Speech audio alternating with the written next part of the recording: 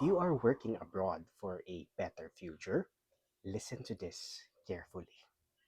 You left your family. You left your comfort. Iniwan mo ang sarili mong bansa. Hindi dahil sa gusto mo, pero dahil mas gusto mo ng better future. But here's the dangerous part. Ang daming OFWs, ilang taon nang nagtatrabaho abroad, pero wala pa rin silang nabubuong assets. That's why kahit matagal na silang nagtatrabaho and malaki ang sweldo, takot pa rin silang mawalan ng trabaho. Kaya importante ang investing. Habang nagtatrabaho ka, dapat pinapalago mo rin ang pera mo para dumating yung araw na hindi na lang overtime ang bubuhay sa'yo. Your investments will.